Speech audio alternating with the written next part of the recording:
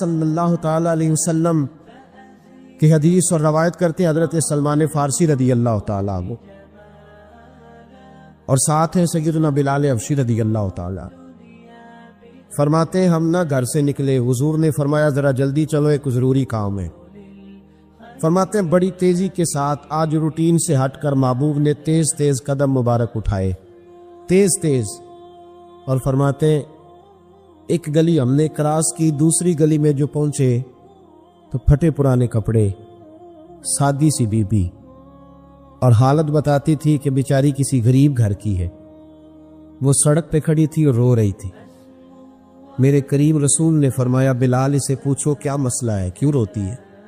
تو حضرت سلمان عرض کرتے ہیں میں نے کہا حضور میں پوچھ لیتا ہوں، آپ جائیے، کام بڑا ضروری ہے جو نکلے، میں معلومات کرتا ہوں۔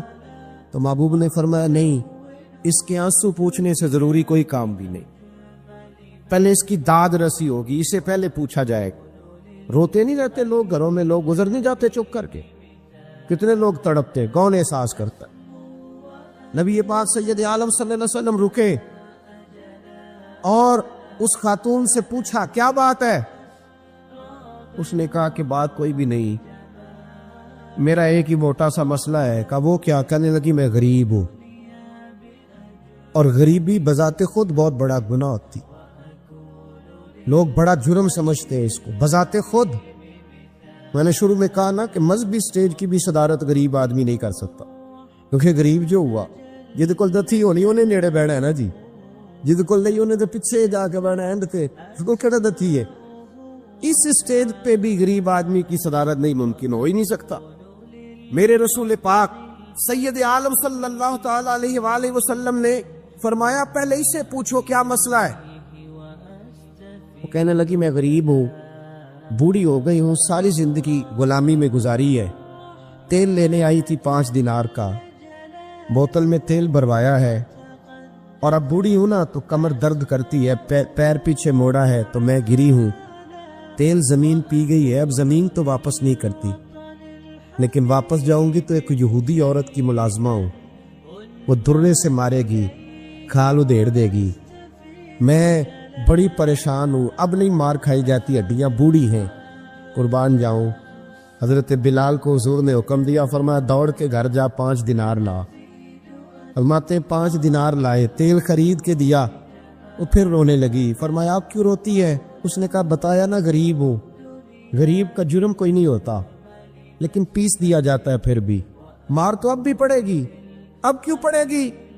اور اس کرنے لگی محبوبہ مار اس لیے پڑے گی کہ دیر سے کیوں آئی ہے۔ تو میرے کریم رسول اور وہ بی بی حضور ابھی آئے ہیں مدینہ طیبہ، امام یوسف صالحی فرماتے ابھی آئے تھے حضور، سبل الہدی والرشاد کے مصنف کہتے ابھی آئے تھے نبی پاک، وہ جانتی بھی نہیں تھی۔ تو سید عالم صلی اللہ تعالی علیہ وسلم نے فرمایا اچھا مار پڑے گی؟ کہا ہاں۔ او بھائی کونسلر جو کل آپ کو کہہ رہا تھا نا میں آپ کا خادم ہوں، کونسلر بے گناہ، بلکہ ہمارے ایس ایچ او صاحب اگر چودھری پہ پرچہ آ جائے تو اس کو ٹیلی فون کر کے پوچھتے ہیں صاحب جی تہاڈے خلاف درخواست آئی ہے، کی کرنا ہے؟ تو غریب آدمی بیچارہ، اس کی غلطی یہ تھی کہ وہ غریب تھا تو اس نے ریڑھی لگا لی چوک میں، اس کو دبوچ کے لے گئے، تینوں پتہ نہیں اتنے نہیں کھلوئی دا، اس کے پاس کل انویسٹمنٹ ہی 5000 تھی، سارا لے گئے۔ پھر وہ کونسلر صاحب کے پاس چلا گیا، سر میرے نال چلے آ دے ذرا میں تھانے جانا ہے، انہوں نے کہا گڈی کرائی آ، پیسے ہیں نہیں ایویں تھانے جائیدا ہے۔ اب وہ گاڑی لایا ہے، پتہ نہیں کہاں سے لایا ہے، تھانے پہنچا ہے، اور یہ ہے ہمارا حال کہ وہ ایس ایچ او بھی بیٹھا ہے کرسی پہ اور کونسلر بھی کرسی پہ بیٹھا ہے، اور وہ غریب پیروں میں بیٹھا ہے اور ہاتھ باندھ کے کہہ رہا میری ریڑھی دے چھڈو، میریاں 4 دھیاں نے تو میں شامی کھانا کھڑنا۔ کدھر گیا امت کا وہ ذوق؟ ساری زندگی نعتیں سننے والوں بتاؤ تو صحیح نعت نے تاثیر کیا دی ہے روح؟ اگر ابھی بھی گھاڑی غریب کے پاس کھڑی نہیں ہوتی تو پھر کیا اثر ہوا ساری زندگی نعت سننے کا؟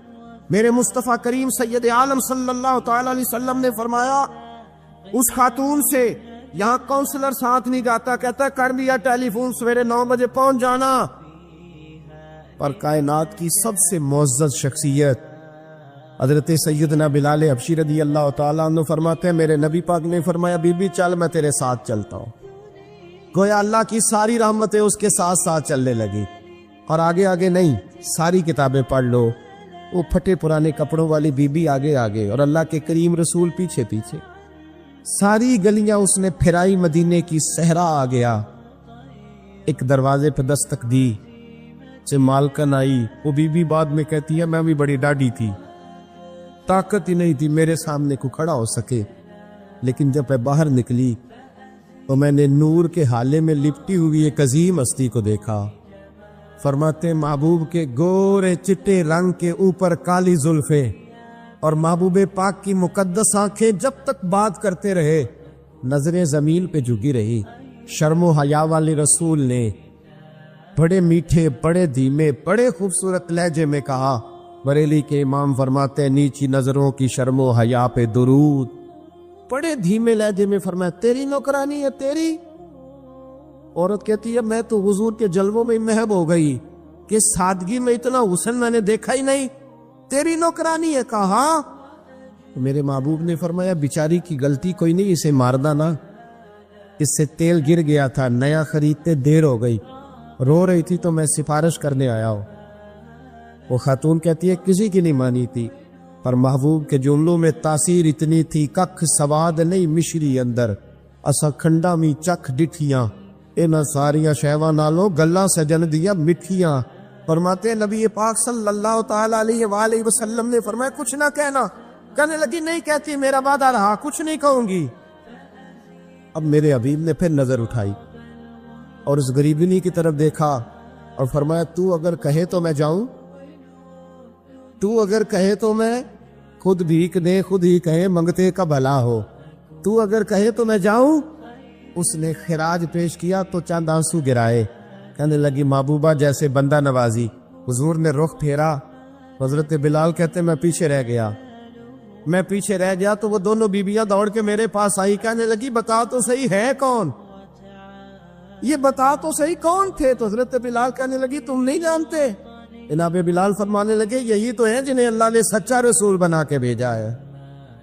بیبیاں دوڑ کے آئی. کہنے لگی محبوبہ دروازے تک آئے ہو تو خالی تو نہ لوٹاؤ، مہربانی فرماؤ ہمیں بھی کلمہ پڑھا دو. ایک واقعہ سناتا ہوں خواجہ معین الدین اجمیری کا. عطائے رسول ہند الولی حضرت خواجہ معین الدین اجمیری رحمت اللہ تعالی علیہ، میرے حضرت صاحب فرمایا کرتے ہم کتر قادری ہیں پر ہم کھل کے یہ بات مانتے ہیں کہ ہندوستان کے بادشاہ کا نام معین الدین اجمیری ہے.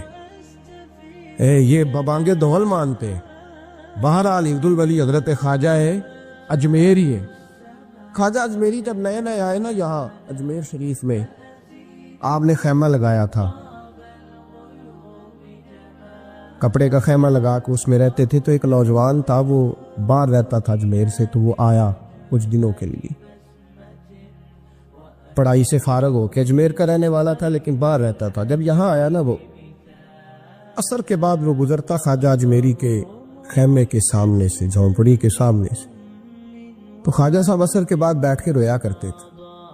عاشق دا کام نہیں رونا تونا، بنا رویو نہیں منظوری، اے عاشق سدا ہی روندا رہندا پاویں وصل ہوئے تے پاواں دوری، رویا کرتے. تو نوجوان بڑا سادہ سا تھا، بچپن میں والد فوت ہو گئے، صرف ماں ہی ماں تھی. ایک دن اماں سے جا کے کہنے لگا یہ مسلمانوں کا سادھو روتا کیوں ہے؟ اماں کہنے لگی مجھے کیا پتا. بچہ کہتا میرے اندر تجسس بڑھ گیا کہ بابے سے پوچھوں تو صحیح کیوں روتا. 2 4 5 10 دفعہ میں گزرا. ایک دن بے چین ہو کے میں کمرے میں چلا گیا اجرے میں، تو میں نے کہا بابا کیوں روتے ہو؟ کہنے لگے مجھے اپنے شیخ کی یاد آتی، مجھے یاد آتی. تو وہ بچہ کہتا مجھے اس وقت تک پتہ نہیں تھا کہ محبت میں بھی رویا جاتا ہے. میں سمجھتا تھا رونا صرف دکھوں میں آتا ہے. شیخ کی یاد آتی.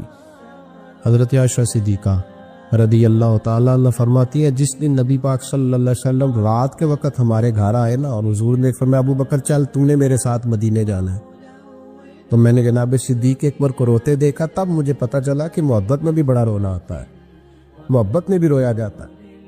فرماتے خواجہ اجمیر تو وہ نوجوان کہنے لگا بابا پیار میں بھی رویا جاتا ہے؟ کہا ہاں.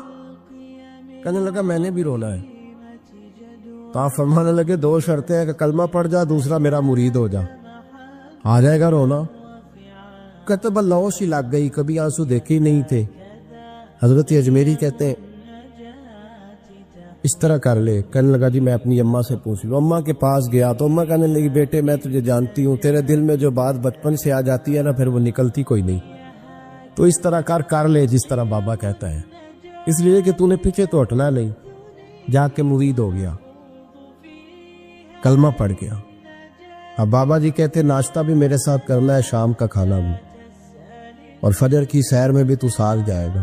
پریت ہو گئی، پیار بڑھ گیا، پر کٹ گئے، زندگی بابے